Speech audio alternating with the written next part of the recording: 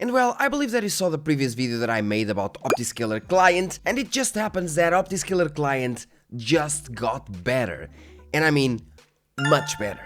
So on top of all the things that improved in terms of using Optiscaler, in terms of using the process of using Optiscaler, game libraries and so on, it supports Linux natively.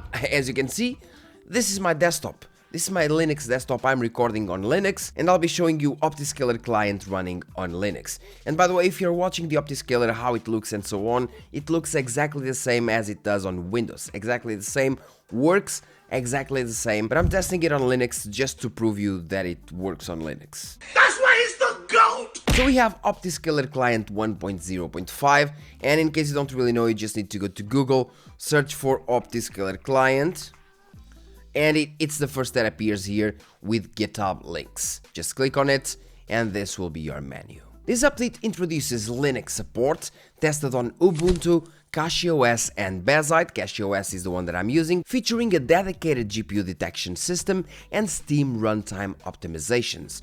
A new custom version management system has been implemented as well, allowing the use of personal Optiscaler, fake Nvme API and Nvme FG builds. Now you can do your own custom profiles, which is great. Additionally, FSR 4.0.2c is now automatically selected based on GPU architecture, and the update includes advanced library filters and anti-cheat warning systems. And this update was released like 2 weeks ago. I just seen it, and it happens that AMD just announced FSR 4.1 for the RDNA 3 cards in July, but till then you can just use Optiscaler with FSR 4.0.2c if you want to, and it just works, okay? On top of that, it has a warning about the anti-cheat system, so games that will actually give you problems or that may give you problems with anti-cheat when you're using Optiscaler, they will tell you that, the software will tell you that, okay, just be warned about this, you might get banned of your online games, so just be warned. And that's mostly for newbie users, but still a great addition. And speaking of great additions, what about today's sponsor? Today's sponsor is GVG Mall, bringing lots of software deals like Windows 10 and several versions of Windows 11 like Home, Pro and even the LTSC Enterprise. You also have Office 2021 with Windows 11 design, where you can use my SKG discount code for 30% off, getting your Windows 11 key for $25 and your Windows 10 one for $15. After that, just use your key on your Windows settings and you'll have an activated system. And now we're back, and if you want, you can read the changelog. We've added several things like Linux platform support, custom version management, advanced scanning filters, and there's way more here, so lots of fixes and so on. And as soon as you go down here, you can see that there are several links like .tar.gz, .zip, so on. All you have to do is go basically here, just Optiscaler x64 zip. If you want the ARM, it's for the Snapdragon systems and so on. As for this one, you want the x64, being it the .tar.gz or .zip, and then I'll actually show you, it's way easier. So you just download the Optiscaler client, and then you just extract it. You can just do this, I believe, and yeah, it's basically extract, the same folder that we have here. And then you open the folder and you run Optiscaler Client, launch, and that's it. See how hard it is to run on Linux?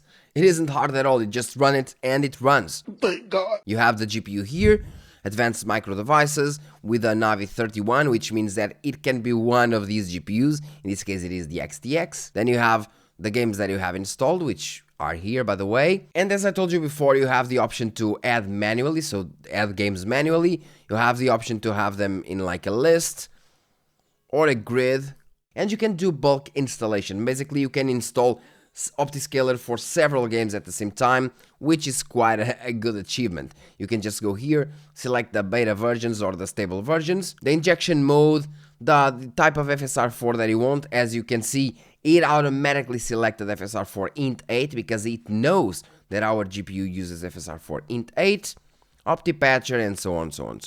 As for the options, we also have the local cache and default version management. We have the default GPU. Now we can select the GPU that we want, which is nice for people with dual GPU setups. and we have the Steam Grid DB API key. If you want to get, you just go put the Steam Grid DB API key here in order to improve the cover art matching accuracy. Another thing that isn't needed but is great to have if you want to. Now, as for the process itself of installing Optiscaler, before you actually had to go into you actually had to copy the files to the games folder, then run the installer. Now with Optiscaler Client you don't really need that. Imagine that you want to play Cronos the New Dawn. Cronos the New Dawn supports FSR 4, but of course only for the newer GPUs, which is the official FSR 4. As soon as you put your mouse over it, you have the option to quick install or manage. Quick install now that the software automatically selects FSR int 8, FSR 4 int 8 should work, but let's try it. Quick install.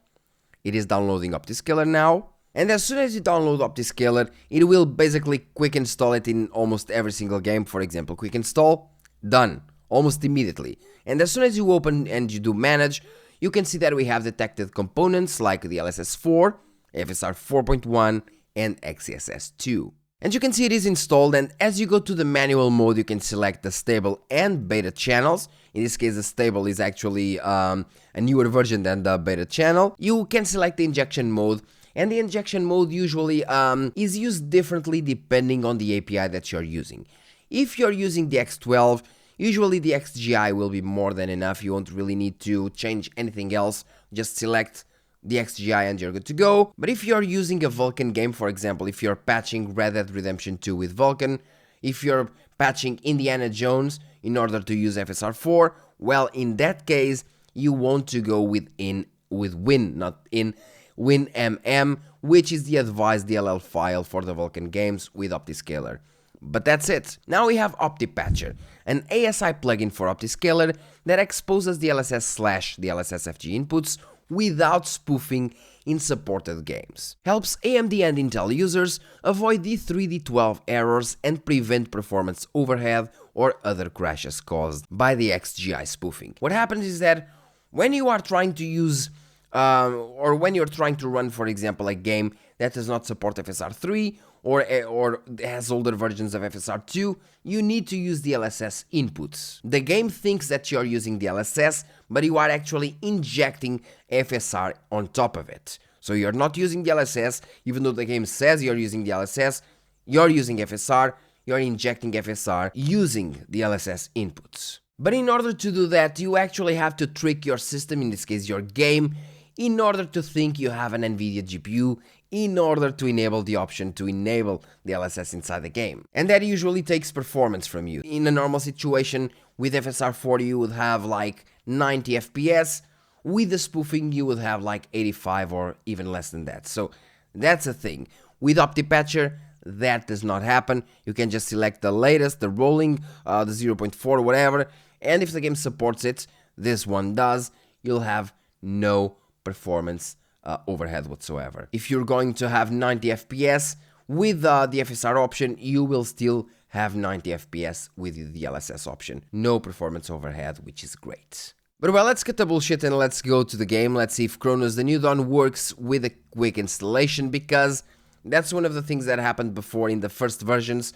Quick installation didn't really work, because the software wouldn't really inject FSR 4 int 8 automatically, so you needed to go manual mode. But now, since it selects int 8 automatically, I believe it will. As soon as you run into the game, you have the LSS quality immediately and automatically enabled, even though, again, that you don't really have an Nvidia GPU, so you're not using the LSS quality, you're just using the LSS inputs. Now we're gonna go back to performance mode, since we're running 4K, and now we have to press insert in order to open the menu, and this is quite big, to be honest. Let's go 1.0. As you can see, we're using XeSS, so you have to go here, select FSR 3.x, change upscaler, and voila! We're using FSR 4.1.0, and this is actually interesting because this should be 4.0.2. I tested several versions, and it does show 4.0.2c. That's interesting. Maybe since it is running on Linux, it is injecting 4.1.0 on top of the other one. I don't really know. But according to the software, we're using FSR 4.1.0. Now, is it really 4.1.0? Most likely not.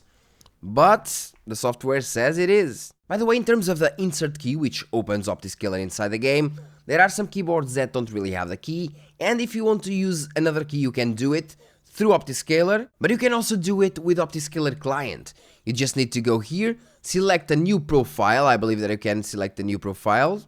Yeah, new profile, and as soon as you create a new profile, you can actually select every single thing that you want automatically, like as a profile. You can select the default upscaler, which is great, so 3.1.4. Instead of going into XeSS like we saw before, it goes immediately to 3.14. Default upscaler DX12, the same. As for the menu shortcut key, you can just use the one that you want, which is great.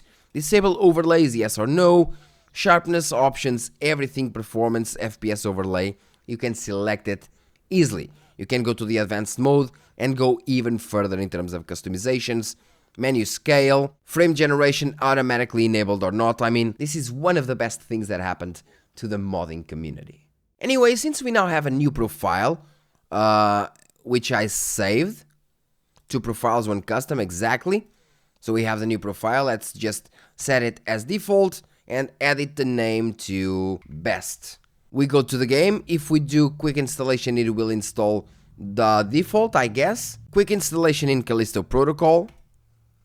FSR 4.1 as well. Maybe it is using FSR 4.1 because again it's Linux and the drivers, the Mesa drivers inject it automatically. But yeah, as soon as I set my best profile to default, as soon as I just go to automatic installation, it sets the profile best, which is great. Damn, that's really great. Now, as soon as you go into the Calisto protocol, you don't really have the option to select the LSS, only temporal and FSR2, although as soon as you go here and check it, you can see that FSR 4.1 is immediately activated, so we didn't really need to select anything else because we were already using our best profile, which immediately enables FSR instead of XeSS, which is great. And even though it says it is using FSR 4.1, it seems that it shimmers a lot more than it should.